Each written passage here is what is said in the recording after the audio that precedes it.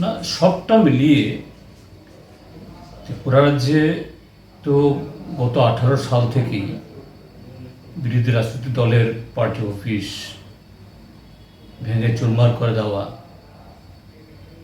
দিন দুপুরে বোলডোজার দিয়ে ঘুরিয়ে দেওয়া, এটা প্রায় নিত্যনৈমিত্তিক ঘটনা।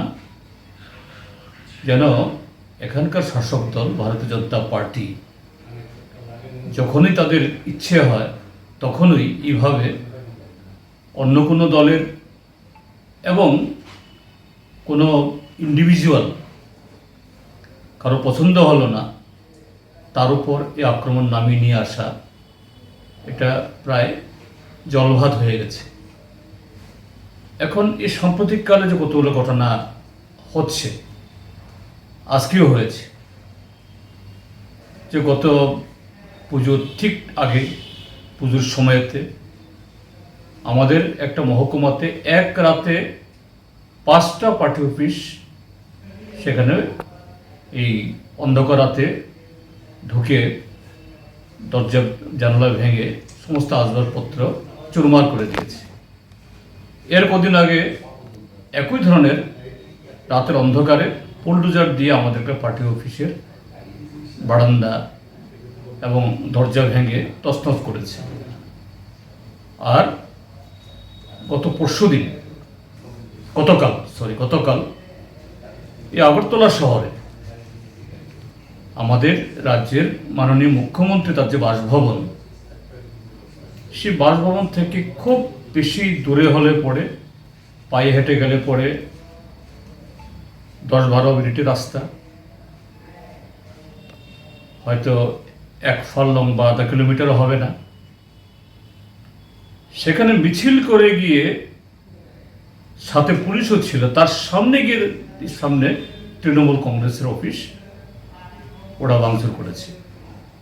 ইস্যু কি? ইস্যু পশ্চিমবাংলাতে ভারতীয় জনতা পার্টির এমপি এমএলএদের উপর আক্রমণ, কাজেই তার বদলা। আমাদের বক্তব্য বলা হয়, ঠিক পশ্চিমবাংলায় ঘটনা ঘটেছে, এরকম আরও অনেক ঘটনা হচ্ছে সেখানকার শাসক দলের তরফ থেকে, অবশ্যই নিন্দনীয়,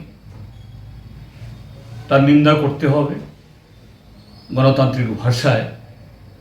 কিন্তু এই নিন্দা বা তার বদলা মানে হলো ত্রিপুরাজ্যের মধ্যেও একই কায়দায় এখানে পুলিশ পাহারায় গিয়ে সেই রাজনৈতিক দলের অফিস ভাঙা নয়। দুটোই জঘন্যভাবে রাজনৈতিক অপরাধ, গণতন্ত্রের উপর আঘাত হানা, দুটোই নিন্দনীয়। আর এই তৃণমূল কংগ্রেসের অফিস ভাঙ্গাকে দেখার জন্য আজকে পশ্চিমবাংলার প্রায় 12 ডজন সাংসদ, সিটিং এমপি, একজন মন্ত্রী সম্ভবত আছেন, আরও কয়েকজন নেতা আছেন, প্রাক্তন সাংসদ সহ, এরা স্বাভাবিক ত্রিপুরা সফর করতে এসছেন। মন্ত্রী সাংসদরা ত্রিপুরা সরকারের কাছে আগাম জানিয়েছেন। এটা আমাদের দেশের এটা পরম্পরা। কোনো রাজ্যে যদি অন্য রাজনৈতিক দলের কোনো প্রতিনিধি আসেন, মন্ত্রী সাংসদ হলে তো কোনো কথাই নেই, সেই রাজ্য সরকার তাদের সম্পূর্ণ নিরাপত্তা বিধান করা, এটা তার নৈতিক কর্তব্য। কিন্তু দেখা গেল যে সমস্ত গাড়ি এই সাংসদের জন্য গেছে, তাদের ভাড়া করা গাড়ি, সেখানে শাসক দলের গুন্ডারা এদের ড্রাইভারদের তাড়িয়ে দিয়েছে। এয়ারপোর্টে সেখানে যে এই ট্যাক্সির কাউন্টার বা অন্য বাহন যেখানে ভাড়ায় খাটে, এদেরকে নিষেধ করে দিয়েছে, এই তৃণমূলের লোকদেরকে নেওয়া যাবে না। এটা কোন ধরনের গণতন্ত্র?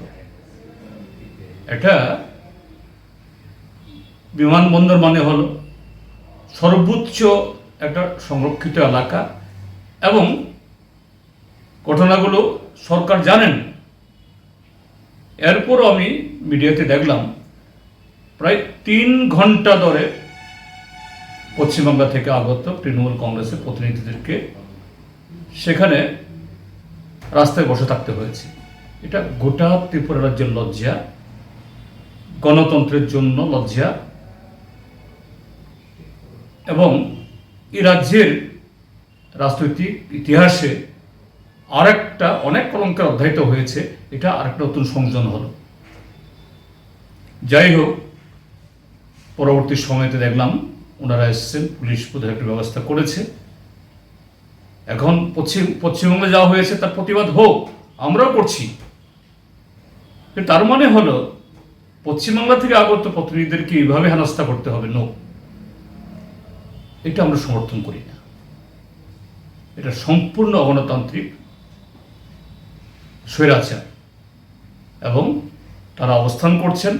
আমি আশা করব ত্রিপুরা সরকার, প্রশাসন নিরপেক্ষভাবে যারা এসছেন পশ্চিমবাংলা থেকে তাদের নিরাপত্তা বিধান করে তারা যাতে তাদের বক্তব্য, রাজনৈতিক অধিকার, কথা বলার সুযোগ তারা পান, এই ব্যবস্থা করা উচিত। এটাই হলো আমাদের বক্তব্য।